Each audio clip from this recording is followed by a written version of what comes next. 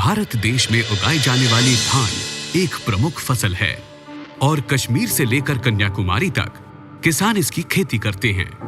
कहीं रोपाई विधि से तो कहीं सीधी बिजाई तकनीक से, पर किसी भी तरह की कोई खेती तकनीक से सबसे बड़ी समस्या है खरपतवारों की। ये खरपतवार कई रंग और रूप में आते हैं। कभी घास जाति जैसे लाल सांवा, सफेद सांवा इत्यादि, तो कभी चौड़ी पत्ती जैसे वन भाजी, पान पत्ती, मिर्च बूटी इत्यादि, या फिर मोथा प्रजाति वाले जैसे चोका इत्यादि। ये सब मिलकर पोषक तत्व चुरा लेते हैं और धान के पौधे की बढ़वार को रोक देते हैं। और तो और ये खरपतवार कई फफूंद जनित रोग और कीट पतंगों को बढ़ावा भी देते हैं। अगर सही समय पर इन खरपतवारों का नियंत्रण न किया जाए तो ये उपज को लगभग 50% तक कम कर सकते हैं। इसलिए इनका शुरुआती अवस्था में ही नियंत्रण करना बहुत जरूरी है। आज किसान भाई खरपतवारों से मुक्ति पाने के लिए कई बार खरपतवार नाशक का स्प्रे करते हैं, खेतों की निराई करवाते हैं, पर फिर भी मनचाहा परिणाम नहीं मिल पाता और सब कुछ नामुमकिन सा लगता है। काश कोई ऐसी चाबी मिल जाए जिससे खुशहाली का नया रास्ता खुले, जो इन सभी तरह के जिद्दी खरपतवारों को उगने ही न दे और लंबे समय तक इनसे छुटकारा भी दिलाए। पर क्या ये मुमकिन है? जी हाँ, अब ये मुमकिन है। देश की अग्रणी कंपनी टाटा रैलिस लेकर आए हैं ऐसी फॉर्मुलेशन तकनीक से बना एक नया खरपतवार नाशक पेपे।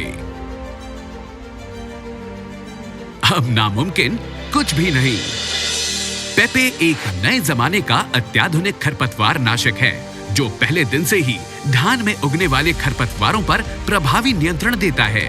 टाटा रैलिस का पेपे अपने दोहरे कार्य प्रणाली से खरपतवारों को लंबे समय तक खेत में उगने नहीं देता और जो उग गए हों उनको वहीं शुरुआत में ही खत्म कर देता है। पेपे का इस्तेमाल ऐसी फॉर्मुलेशन तकनीक से बने होने के कारण पेपे का इस्तेमाल बिल्कुल आसान है और इसमें कोई अन्य खरपतवार नाशक मिलाने की आवश्यकता नहीं पड़ती। बस केवल 1 लीटर प्रति एकड़ की मात्रा और सही तरह से खरपतवारों पर प्रभावी नियंत्रण। पेपे का घोल बनाने के वक्त सबसे पहले स्प्रे टंकी को पानी से आधा भर लें, फिर 100 मिलीलीटर पेपे नापकर टंकी में डालें और फिर पानी से टंकी पूरी तरह से भर लें। फ्लैट फैन या फ्लड जेट नोजल से छिड़काव सुनिश्चित करें। 1 एकड़ खेत में ऐसे 10 टंकी का इस्तेमाल करें। ये ध्यान रखने वाली बात है कि पेपे का इस्तेमाल धान की बिजाई पद्धति और बताए गए विधि के हिसाब से ही करें। आइए इसको समझते हैं। अगर धान की खेती सोखा बोनी या खुर्रा बोनी विधि से कर रहे हो तो इस बात का ध्यान रखें कि बुआई के बाद धान के बीज मिट्टी से अच्छी तरह ढके हुए हों ताकि स्प्रे के वक्त धान के बीज पेपे के सीधे संपर्क में न आए। पेपे का इस्तेमाल धान की बुआई करने के दिन से 3 दिनों के अंदर सुनिश्चित करें। वहीं अगर बुआई खेत तैयार करने के बाद यानी लाई चोपी विधि से कर रहे हों तो बुआई के लिए बीज को 8 से 10 घंटे भिगोकर अंकुरित कर लें और बुआई करने के लिए अंकुरित बीज का ही इस्तेमाल करें। पेपे का छिड़काव बुआई करने के 6 से 9 दिनों के अंदर करें, जब धान पूरी तरह अंकुरित होकर खेत में जम जाए। स्प्रे करते वक्त यह सुनिश्चित करें कि खेत में स्प्रे वाली जगह पर कहीं भी पानी न जमा हो।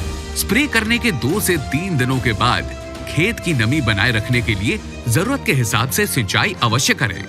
पेपे को मिला है किसानों का भरपूर विश्वास, क्योंकि पेपे के मात्र 1 छिड़काव से आपको मिलता है ऐसी फॉर्मुलेशन का भरोसा।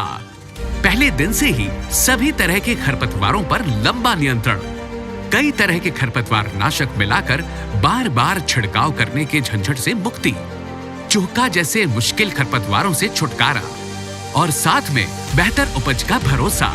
इसलिए तो कहते हैं अब नामुमकिन कुछ भी नहीं। टाटा रैलिस का पेपे।